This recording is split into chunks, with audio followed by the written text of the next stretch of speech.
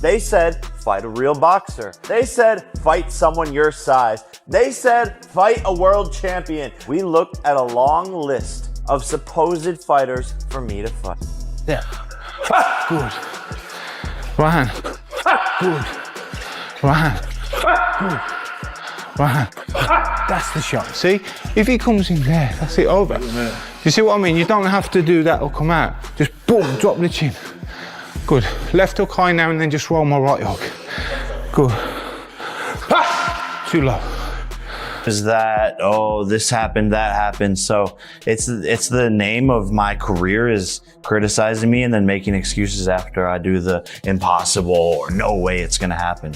With 4 weeks left before Jake Paul and Anthony Joshua meet in the ring, both fighters are clearly training at full intensity.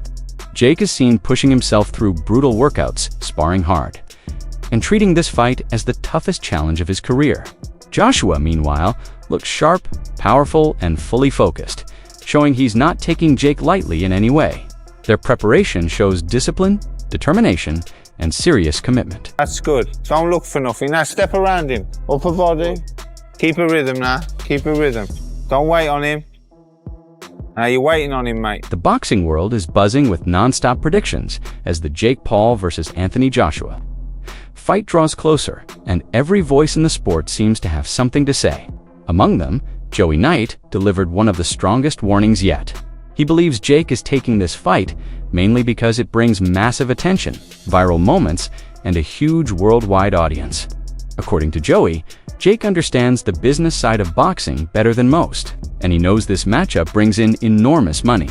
But Joey also argued that Jake is going too far just for financial gain. He stressed that stepping in with someone as physically dangerous and experienced as Anthony Joshua is not the same as Jake's previous fights.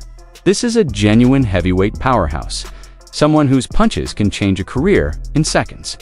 Joey warned that if Jake gets seriously hurt, then all the money, fame, and hype won't mean anything afterward. Maybe not as much as the Anthony Joshua fight, but a lot of cash, and can still have a serious chance of going on to earn even more paydays. Whereas the damage that it could do to his body could be irreversible for that opportunity to earn money in a boxing career going forward. So is this the retirement bag?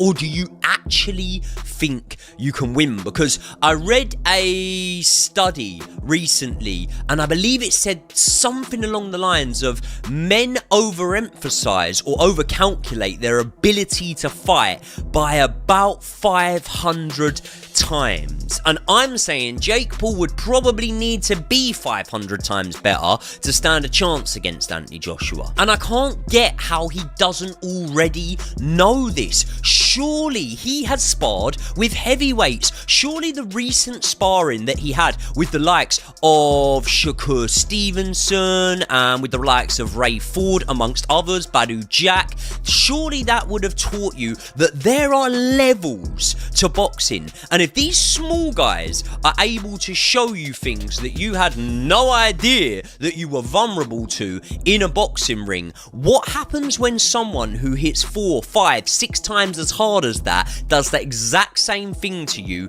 and lands it on your chin? The whole reason of why I know where I am in the influencer boxing scene, in the misfit scene, is because of the level that I have sparred at. I've sparred boys that have gone on to box for world titles. I've sparred with English champions, and I've sparred with loads of Southern area champions. And doing that enabled me to understand what level I can reach in boxing and what level I can't reach. And some people might say, well, Jake Paul's clearly more ambitious than you. There's no reason for him to be, because he's not a better pound for pound boxer than me. So there really is no reason. And that really does make me think that one of two things have happened. Jake Paul has never ever had serious elite sparring. Analyst Adam Catterall and Nick Pete wasted no time pointing out the obvious gap between the two men. Their reaction emphasizes that Joshua is simply too big and too seasoned for Jake Paul. They both observe that this contest will not resemble a competitive event, but more like a sparring session. According to them, Joshua is expected to control every second of the fight. The size difference is massive, the power gap is undeniable, and the experience level is not even worth comparing. They describe this matchup as something that shouldn't be happening from a pure boxing standpoint. Their discussion makes one thing clear.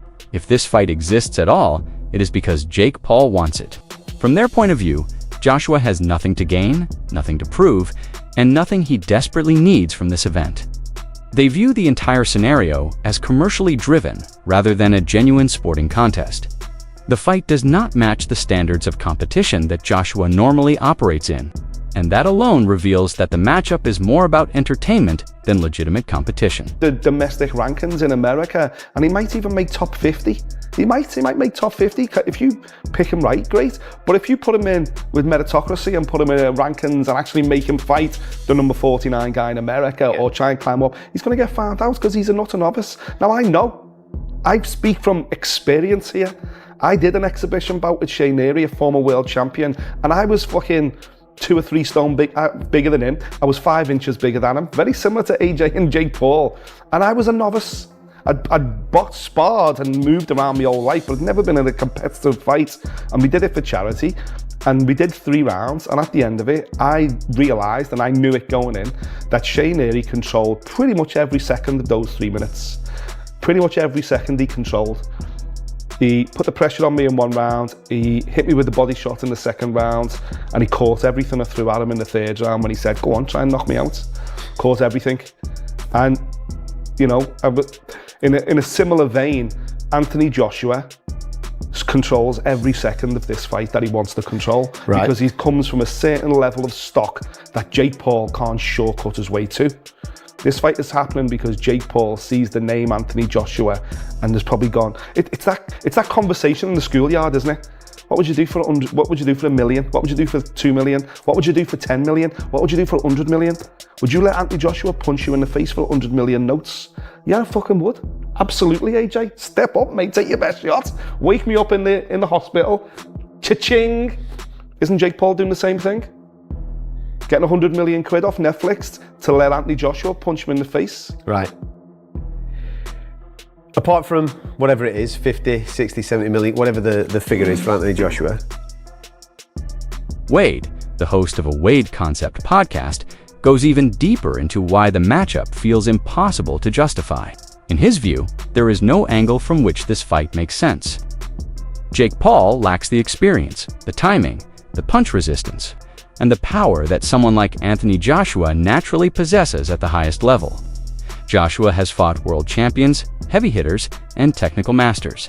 Jake Paul, in contrast, has limited professional rounds and has never faced someone in Joshua's physical category.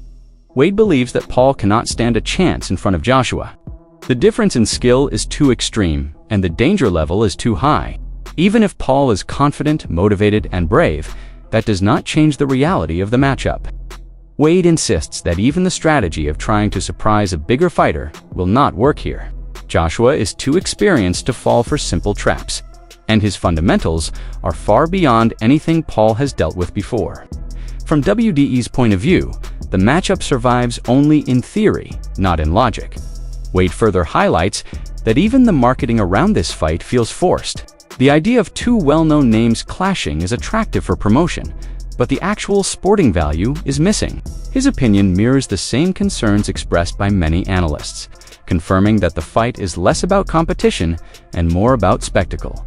Whatever is making Jake take this fight, and I don't think it's healthy for him at all. I think this is going to be one-way traffic. I think AJ is going to hurt him very bad. And speaking of the insanity of this thing, here is what the first line is. Jake as a plus 800. I have a feeling that's going to shift even more toward AJ at minus 1,500, because again, how could you even see Jake winning this fight? Where is the possibility for Jake to actually get it done? I mean, look at this picture from them playing paintball a couple of years ago, I guess, or I don't know if it was paintball, but some sort of airsoft like gunfighting. But look at the difference in the size. And I get it, you know, size doesn't just win fights, but AJ doesn't just have the size. He is more experienced at the highest level. He has fought guys that are smaller than him and are more experienced and better than Jake is. Again, Alexander Usyk twice. What better experience? I know Usyk is southpaw, but what better experience to get you prepared to fight a smaller guy than to fight the best, smallest guy coming up to heavyweight in Usyk that you could find? Yes, AJ is plotty and he's maybe a little stiff and maybe his chin is not what it used to be, but that's still Anthony Joshua. So Nikisa Badarian did an interview with Sky Sports, Jake Paul's manager and co-founder of MVP. He had some things to say about the fight. Obviously, they're going to do a massive press tour around this thing. Let's take a look and listen at why Nikisa, maybe a hot take, says that Jake Paul and Anthony Joshua is more winnable for Jake Paul than Gervonta Davis would have been. How dangerous is this for Paul? This is a more dangerous fight than Gervonta Tank Davis, but it's a more winnable fight than Gervonta Tank Davis. Gervonta was small, fast, super skilled. That is a fucking hot take. That's I don't know if that's crazy, but it's a hot take. Let's hear his reasoning. Gervonta was small, fast, super skilled. Joshua is big, heavy puncher, but not as evasive. So I think if Jake has the right game plan, he has a pretty good shot of winning this fight. That's crazy. Now, first off, a winnable fight with Gervonta Davis. It was an exhibition. So, wins and losses, we weren't really going to be able to count there. But saying that it is a risky but more winnable fight, it's so hard to get on board with even the thought of Jake winning this. Like, there's only really, I think, one, maybe two avenues where Jake possibly can in some way win it. But when Nikisa says it's a more dangerous but also more winnable, the only thing my mind jumps to is Jake is going to have to stand in front of Anthony Joshua, a literal destroyer at heavyweight, a literal one punch, send you to the hospital, potentially end your career puncher at heavyweight, and take the risk of eating that punch just to land a punch that potentially could knock AJ out. That is why the risk and reward factor, I have to think, Nikisa's Professional boxer Lawrence Okoli adds another angle to the discussion. He offers Jake Paul sparring help for preparing against Anthony Joshua, but admits that Joshua is not the type of fighter who enters the ring looking for a first-round knockout automatically. Joshua's style is often measured, calculated, and based on reading his opponent before making decisions. Okoli explains that this is why the pace of the fight depends on the opponent's ability. However, he clarifies that even if Joshua does not enter with the intention of an early knockout, the mismatch still exists. Jake Paul would have to force a slow fight, survive heavy shots, and endure pressure that he has never experienced before. Okoli sees no realistic path for Paul except hoping Joshua takes his time. But even then, Joshua's natural strength and skill remain overwhelming. Very difficult to know.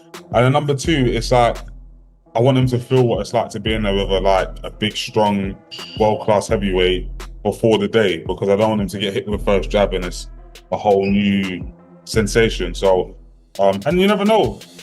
I think there's some game plans that he could cause a bit of trouble. Do you know what I mean? But no, I would have stopped you.